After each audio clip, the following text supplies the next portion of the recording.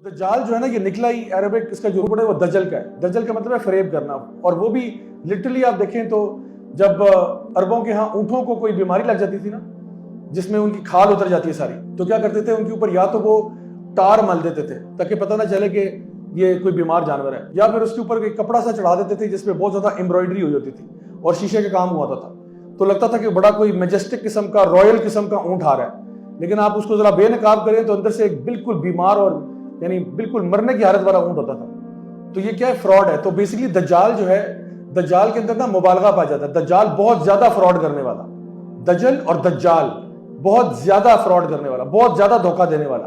تو دجال کی پوری گیم ہی دھوکے سے ریلیٹڈ ہے, ڈسیپشن ہے. جو وہ کہہ رہا ہے وہ اس طرح ہے نہیں.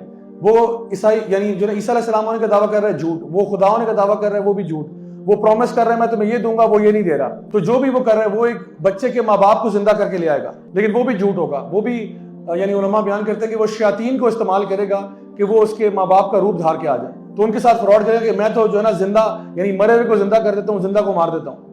تو اس قسم کے لوگوں کے ساتھ نا لوگوں کو شعبدے بازیاں کرے گا, چیزیں دکھائے گا, اور وہ لوگوں کو یعنی ایک طرح کے ٹرانس میں لے جائے گا جہاں پہ وہ ایسی چیزیں دکھائے گا کہ لوگ کہیں گے یہ اتنی بڑے بڑے کام کر رہا ہے, اتنی بڑی بڑی کرامات دکھا رہا ہے, تو پھر تو یہ ظاہری بات ہے کوئی بہت ہی پہنچی ہوئی چیز ہوگی. تو یہ اصل میں اس کا فتنہ ہے جو لوگوں کو افیکٹ کرے گا, اور اس کے بہت سارے فالوورز ہوں گے, بہت سارے لوگ اس کے پیچھے لگ جائیں گے. اب ایک سوال یہ بھی پیدا ہوتا ہے کہ ایک بندہ جو ویژولی اتنا اپیلنگ نہیں ہے, ایک بندہ جو ویژولی کلیئر کٹ نظر آ رہا ہے, ایک آنکھ اس کی انگور کی طرح نابینا ہے, ایک آنکھ پہ بھی ایسے کھال چڑھی ہوئی ہے, اور اس کے اندر جو ہے نا ہائٹ میں چھوٹا ہے, بلڈ اس کی بہت براڈ اور بہت مسکولر ہے, پاؤں میں لنگڑا پن وغیرہ وغیرہ, یہ ساری چیزیں آپ دیکھ رہے ہو اس کی.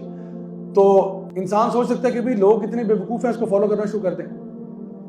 تو اگین اس پہ بات ادھر ہی آتی ہے کہ ایک تو یہ کہ آپ دیکھو کہ کنٹینیوسلی ریسنٹ ایئرز میں ہالی ووڈ کے اندر بھی اور باقی جگہوں پہ اینٹی ہیرو کا کانسیپٹ آ رہا ہے بار بار. یعنی پہلے زمانوں میں نا ہیرو بڑا ہیرو ہوتا تھا, ہیرو بڑا سٹائلش ہوتا تھا, بڑا خوبصورت ہوتا تھا, گڈ لکنگ ہوتا تھا.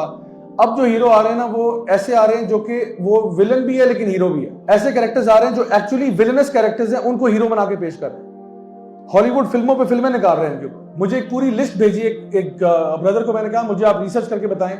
اس نے بھیجا مجھے نیٹ فلکس کے اوپر جی لوسیفر کے نام سے سیریز چل رہی ہے جو شیطان ابلیس کے اوپر ہے, اور ابلیس اس میں کوٹ ان کوٹ ہیرو ہے. جوکر جو ہے بیٹ مین کا نیمیسس انیمی ہوتا تھا, اس کو اٹھا کے اینڈ میں دے make you feel like you know it's okay we understand where is coming from.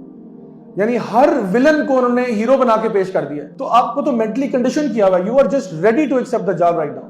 یعنی جو ہمارے ینگسٹرز اس کانٹینٹ پہ پل بڑھ رہے ہیں, بائی دا ٹائم دجال کمز آپ نے یہی کہنا کہ دیکھو ہم ٹھیک ہے شکل سے بہت ولنس لگ رہا ہے لیکن we can understand where is coming from, you know you can't جج ہم لائک دیٹ. آپ اس کو جج تو نہیں کر سکتے نا جو بھی ہے.